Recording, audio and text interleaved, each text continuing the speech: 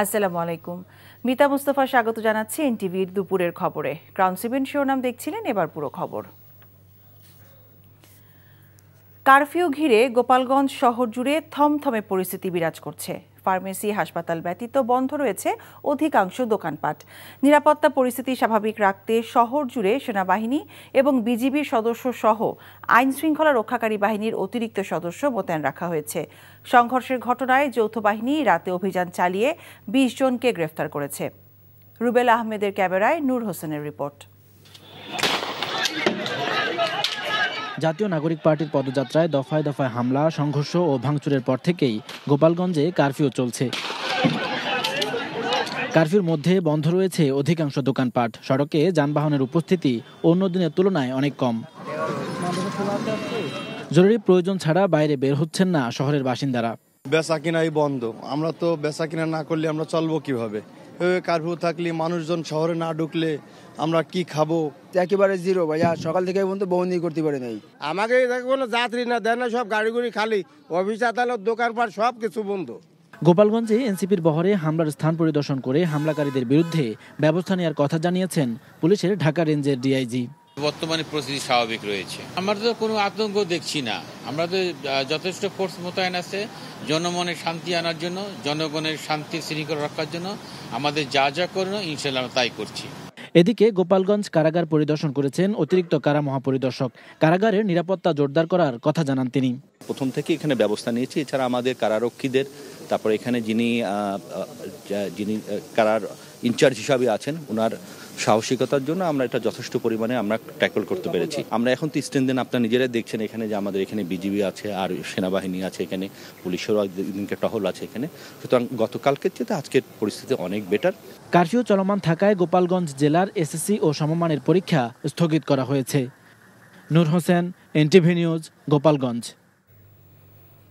গোপালগঞ্জের সবশেষ পরিস্থিতি জানাতে সরাসরি যোগ দিচ্ছেন আমাদের সহকর্মী নূর হোসেন। নূর, কারফিউয়ের মধ্যে শহরের সবশেষ পরিস্থিতি এখন কেমন দেখছেন, আমাদেরকে জানাবেন। মিতা, আমরা সকাল থেকে এখানে অবস্থান করছি এবং আজকে সন্ধ্যা ৬টা পর্যন্ত কারফিউ চলবে। সকাল থেকে আমরা এই সড়কটিতে এবং এই সড়কের আশেপাশে গোপালগঞ্জে পুরো শহরটি আসলে ঘোরার চেষ্টা করেছি। পুরো শহরের সব ধরনের দোকানপাট বন্ধ রয়েছে। শুধুমাত্র ফার্মেসি এবং কয়েকটি খাবারের দোকান আমরা খোলা পেয়েছি। বাকি অধিকাংশ সব ধরনের দোকানপাটই বন্ধ রয়েছে এবং শহরে বড় যানবাহন যেগুলো রিক্সা, অটোরিক্সা ছাড়া এই ধরনের কোনো যানবাহন আসলে আমরা চলতে দেখিনি পুরো সবগুলো সড়কেই। আমরা যে সড়কটিতে অবস্থান করছি সেটি গোপালগঞ্জের মূল সড়ক। এখানে আইন শৃঙ্খলা রক্ষাকারী বাহিনী সকাল থেকে একটু উপস্থিতি আমরা কম দেখতে পেয়েছিলাম, কিন্তু বেলা 10টার পর থেকে আইন শৃঙ্খলা রক্ষাকারী বাহিনীর বিপুল সংখ্যক উপস্থিতি আমরা আসলে দেখতে পাই। পুলিশের সদস্য গতকালকে যে জায়গাগুলোতে হামলার ঘটনা ঘটেছে, সংঘর্ষের ঘটনা ঘটেছে, সেই জায়গাগুলোতে পুলিশের সদস্যদের মোতায়েন করে রাখা হয়েছে এবং একটু পরপরই সেনাবাহিনী তাদের যে এপিসি রয়েছে সেই এপিসি সহ টহল দিচ্ছেন। এছাড়া সেনাবাহিনীর সদস্যরা আরও অনেক জায়গায় যেখানে তারা ঝুঁকিপূর্ণ জায়গা মনে করছেন সেসব জায়গায় অবস্থান গ্রহণ করেছেন এবং কারাগার সহ গুরুত্বপূর্ণ যে জায়গাগুলো রয়েছে সেই জায়গাগুলোতে সেনাবাহিনীর সদস্যদের উপস্থিতি বাড়ানো হয়েছে। আজকে গোপালগঞ্জের যে শহরের মানুষ রয়েছেন তারাও আসলে যারা জরুরি কাজ রয়েছে তারা বের হচ্ছেন, এর বাইরে খুব একটা মানুষজন বের হচ্ছেন না। নিত্যদিনের বা প্রতিদিনকার যে পরিস্থিতি সেই পরিস্থিতির মতো নয়। এই সড়কটিতে গতকালকে যে সংঘর্ষ ঘটেছিল সেই সংঘর্ষের ধ্বংসস্তূপ, বিভিন্ন টায়ার জ্বালানো, আমরা এই সমস্ত জিনিস দেখতে পেয়েছিলাম, কিন্তু সকাল থেকে পৌরসভার যারা পরিচ্ছন্নতা কর্মী রয়েছেন তারা সেগুলো পরিষ্কার পরিচ্ছন্ন করেছেন। এছাড়া আজকে গোপালগঞ্জের যেই এসএসসি পরীক্ষা, সমমানের পরীক্ষা ছিল, সেই পরীক্ষাটি স্থগিত করে রাখা হয়েছে, এটি পরবর্তী সময়ে নেওয়া হবে। এছাড়া আজকে আমরা সকাল থেকে আসলে ধারণা করছিলাম যে যেহেতু গোপালগঞ্জে গতকালকে এত বড় একটি ঘটনা ঘটেছে, আজকে আওয়ামী লীগের এবং ছাত্রলীগের বা যুবলীগের পক্ষ থেকে কোনো ধরনের শোডাউন হয়তো হতে পারে এই ধরনের একটা ধারণা আমরা করেছিলাম, কিন্তু সকাল থেকে এখন পর্যন্ত গোপালগঞ্জ শহরের কোনো জায়গায় আসলে আমরা আওয়ামী লীগের নেতাকর্মী বা যুবলীগ ছাত্রলীগের যারা নেতাকর্মী রয়েছেন তাদের উপস্থিতি, মিছিল কোনো ধরনেরই আমরা দেখতে পাইনি।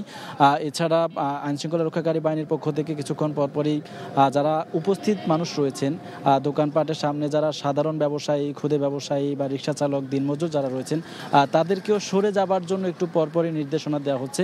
যেহেতু কারফিউ কারফিউ চলছে, সবাইকে প্রয়োজন ছাড়া যাতে ঘরের বাইরে না আসেন সেই নির্দেশনাও দেওয়া হচ্ছে। মিতা। গোপালগঞ্জ থেকে জানছিলাম কারফিউ চলাকালীন সময়ের সবশেষ খবর। দেশ গড়তে জুলাই পদযাত্রায় অংশ নিতে কঠোর নিরাপত্তায় ফরিদপুরে পৌঁছেছে জাতীয় নাগরিক পার্টি এনসিপির কেন্দ্রীয় নেতারা। পথসভায় বক্তব্য রাখবেন দলের আহ্বায়ক নাহিদ ইসলাম সহ তরুণ নেতারা। খুলনা থেকে এনসিপি নেতারা সকালে গাড়ি বহরে ফরিদপুরের উদ্দেশ্যে রওনা দেন। পদযাত্রা কর্মসূচির 17তম দিনে দুপুরে ফরিদপুর সার্কিট হাউসে পৌঁছান তারা। এ সময় দলের স্থানীয় নেতারা তাদের স্বাগত জানান। সেখান থেকে জনতা ব্যাংকের মোড় পর্যন্ত পদযাত্রা করবে এনসিপি। এরপর জনতা ব্যাংক মোড়ে পথসভা অনুষ্ঠিত হবে। ইতোমধ্যে সেখানে ভিড় করেছেন দলের নেতাকর্মীরা। এছাড়া এনসিপির দলীয় কার্যালয় উদ্বোধন এবং জুলাই অভ্যুত্থানে শহীদ পরিবারের সাথে সাক্ষাৎ করার কর্মসূচি রয়েছে। পরে রাজবাড়ী এবং মানিকগঞ্জে পথযাত্রা করবেন এনসিপির কেন্দ্রীয় নেতারা। এ বিষয়ে জানতে আমরা যাচ্ছি ফরিদপুরে। সেখানে আছেন আমাদের স্থানীয় প্রতিনিধি সঞ্জীব দাস। সঞ্জীব, কখন এনসিপির কর্মসূচি শুরু হবে আর নেতাকর্মীদের উপস্থিতি কেমন দেখছেন?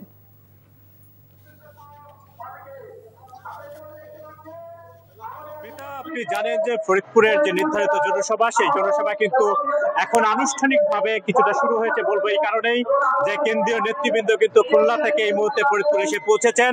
তারা ঠিক আমি যেখানে দাঁড়িয়ে আছি তার সামনেই যে রাস্তা, সেই রাস্তা দিয়েই তারা সার্কিট হাউস, যে আমাদের এখানে যে সার্কিট হাউস রয়েছেন সেই সার্কিট হাউসে তারা এখন এই মুহূর্তে পৌঁছেছেন।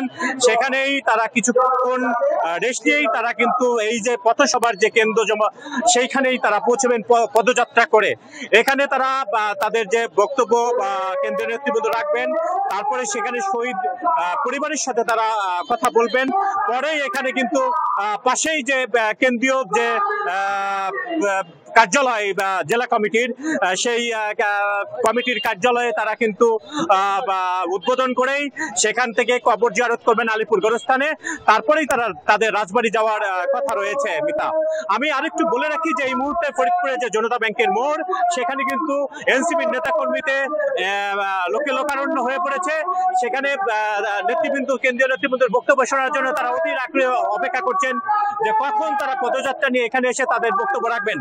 আমি স্থানীয় যিনি নেতৃবৃন্দ রয়েছে আমি তাদের সাথে কথা বলেছি। তারা বলেছেন যে ফরিদপুর থেকে নেতৃবৃন্দ যে বক্তব্য, দীক্ষিত বক্তব্য দেবেন, সেই বক্তব্য তারা ধারণ করতে চান এবং সেইভাবেই তারা তাদের যে সামনের দিনগুলোতে তারা তাদের নির্দেশ মতো তাদের দায়িত্ব পালন করতে চান, জেলা কমিটির নেতৃবৃন্দ সহ এখানকার স্থানীয়রা। তো আমার কাছে ফরিদপুর থেকে এনসিপির সমাবেশ স্থল থেকে এই ছিল সর্বশেষ সংবাদ। যে মিতা, ফরিদপুর থেকে জানছিলাম এনসিপির কর্মসূচির সবশেষ খবর। আগামী জাতীয় সংসদ নির্বাচনের আগে লেভেল প্লেইং ফিল্ড, প্রয়োজনীয় সংস্কার এবং গণ অভ্যুত্থানে সংঘটিত হত্যাকাণ্ডের বিচার নিশ্চিত করার দাবি জানিয়েছে বাংলাদেশ জামায়াতে ইসলামী। জাতীয় প্রেসক্লাবে এক সংবাদ সম্মেলনে দলটির সেক্রেটারি জেনারেল অধ্যাপক মিয়া গোলাম পরওয়ার এই দাবি জানান। যে রাষ্ট্রীয় কাঠামোর মধ্য দিয়ে এই ফ্যাসিবাদের জন্ম হয়েছে এবং তারা কর্তৃত্ববাদী শাসনে আমাদের দেশের সমস্ত ক্ষমতা, রাজনৈতিক, মানবিক, সাংবিধানিক সবকিছু কেড়ে নিয়ে তারা বর্বর একটা যুগ তারা শাসন করেছে। এই কর্তৃত্ববাদী শাসক যেন আর তৈরি না হয়, এই জন্য আমাদের রাষ্ট্রের কাঠামোকে পরিবর্তন করতে হবে। মব সৃষ্টির অপচেষ্টা, সারা দেশে আইন শৃঙ্খলা পরিস্থিতির অবনতির প্রতিবাদে কেন্দ্রীয় কর্মসূচির অংশ হিসেবে দেশের বিভিন্ন স্থানে বিক্ষোভ মিছিল এবং সমাবেশ করেছে যুবদল। দুপুরে নাটোর উপশহর মাঠে জেলা যুবদলের সমাবেশে বক্তব্য রাখেন বিএনপির কেন্দ্রীয় নেতা রুহুল কুদ্দুস তালুকদার দুলু। এ সময় আইনশৃঙ্খলা পরিস্থিতি অবনতির সমালোচনার পাশাপাশি রাজনৈতিক স্লোগানের নামে জাতীয় নেতাদের নিয়ে কুরুচিপূর্ণ বক্তব্যের তীব্র নিন্দা জানান তিনি। পরে বিক্ষোভ মিছিল বিভিন্ন সড়ক প্রদক্ষিণ করে। মাগুরায় বিক্ষোভ মিছিল এবং সমাবেশে যুবদল নেতারা অভিযোগ করেন দেশকে অস্থিতিশীল করার অপচেষ্টা করা হচ্ছে।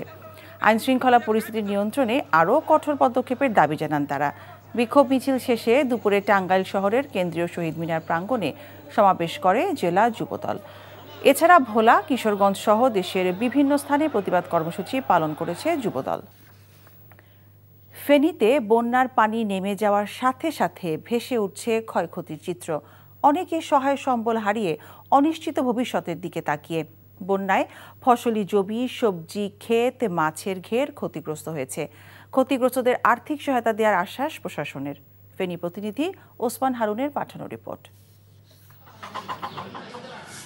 ফেনীর বন্যা পরবর্তী চিত্র এমন। বানের পানি নেমে যাওয়ার সাথে সাথে কী পরিমাণ ক্ষয়ক্ষতি হয়েছে তা তাকিয়ে দেখছেন আশ্রয়কেন্দ্র থেকে নিজ ঘরে ফেরা মানুষগুলো। তাদের কপালে চিন্তার ভাঁজ আর হতাশার দীর্ঘশ্বাস। কি করবেন, ঘুরে দাঁড়ানোর পথই বাকি। পরশুরাম উপজেলার ধনীকুণ্ডা গ্রামের বিমল দাস 2 লাখ টাকা ঋণ নিয়ে টিন শেডের ঘর তৈরি করেছেন, কিন্তু সেটি এখন ধ্বংসস্তূপে পরিণত। বিমলের মতো অনেককে সর্বশান্ত করেছে এ বন্যা। ঘরে আর কিছু নেই, সব বিলীন গেছে। মানে আমি তিলে তিলে যাই কিছু করছিলাম সব আমার দুলির সাথে, আর কিছু নেই। একসাথে মনে ভাঙিয়ারে আমাকে নিয়ে নিতে দোকান এখন একবারে শূন্য মরুভূমির মতো ধৌ ধৌ করতেছে। এখানে আর কোনো কিছু নাই উপস্থিত, সব কিছু নিয়ে গেছে। আমরা তো আর কিছু আর দেখি না বাবু, কিছু আর আমরা নাইও। বন্যায় ক্ষতিগ্রস্তদের তালিকা করে তাদের পুনর্বাসন করা হবে বলে জানিয়েছে স্থানীয় প্রশাসন। আমরা সকলকে নিয়েই, সকল দপ্তরকে সাথে নিয়ে আমাদের এবারে বন্যার যে ক্ষয়ক্ষতি আছে সেটি পুনর্বাসনের জন্য আমরা কাজ করব। আমাদের যে সকল অবকাঠামোগত ক্ষয়ক্ষতি হয়েছে সেগুলো আমরা সংস্কারের জন্য দ্রুত পদক্ষেপ নিব। বানভাসীদের অভিযোগ, টেকসই বাঁধ নির্মাণ হলে হয়তো তাদের আজ এই দিন দেখতে হতো না। NTV news desk. খাগড়াছড়ি জেলার সদর থানার ভাইবোন ছড়া এলাকার কিশোরীকে গণধর্ষণের অভিযোগে ছাত্রদল এবং স্বেচ্ছাসেবক দলের 4 নেতাকর্মীকে গ্রেফতার করেছে পুলিশ।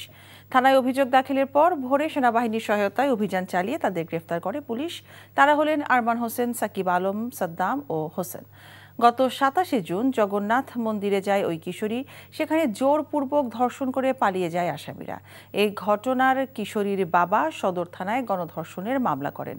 ঘটনার প্রতিবাদে এবং ধর্ষকদের বিচারের দাবিতে সকালে খাগড়াছড়িতে বিক্ষোভ এবং সমাবেশ করেছে ছাত্রছাত্রীরা। দেশের তরুণ উদ্যোক্তাদের পূর্ণ সম্ভাবনা কাজে লাগাতে সময় উপযোগী নীতি, সহজে ঋণ প্রাপ্তির সুযোগ এবং বিনিয়োগ বান্ধব পরিবেশ নিশ্চিত করা জরুরি বলে উল্লেখ করেছেন বিনিয়োগ বিশেষজ্ঞরা। বলেন, তরুণদের বেকারত্ব নিরসনে বিভিন্ন চ্যালেঞ্জ মোকাবেলায় কার্যকর পদক্ষেপ নেওয়ার বিকল্প নেই। দুপুরে রাজধানীর আগারগাঁওয়ে বিডা কার্যালয়ে তরুণ উদ্যোক্তাদের জন্য আয়োজিত কর্মশালায় এসব কথা বলেন বক্তারা। তরুণ উদ্যোক্তাদের নিয়ে বিনিয়োগ নীতি এবং পরিবেশ ব্যবস্থা শীর্ষক জাতীয় কর্মশালায় বক্তারা বলেন, নতুন উদ্ভাবন এবং প্রযুক্তির বিকাশে এসএমই খাতে জোর দিতে হবে। এই জন্য সহজ শর্তে ব্যাংক লোন প্রদান থেকে শুরু করে দীর্ঘমেয়াদী পরিকল্পনা গ্রহণ করা দরকার। সারা দেশের 60 জনেরও বেশি তরুণ উদ্যোক্তা, বিনিয়োগকারী, নীতি নির্ধারক এবং অংশীদার কর্মশালায় অংশ নেন। এই ছিল দুপুরের খবরে। এই খবরের ভিডিও সহ আপডেট জানতে ভিজিট করুন এনটিভি অনলাইন www.ntvbd.com। এছাড়াও এনটিভির জনপ্রিয় সব অনুষ্ঠান ও খবরের আপডেট জানতে ভিজিট করুন আমাদের ইউটিউব ও ভেরিফাইড ফেসবুক পেজ। 5টায় দেশের খবর দেখার আমন্ত্রণ রইল। সবাইকে ধন্যবাদ।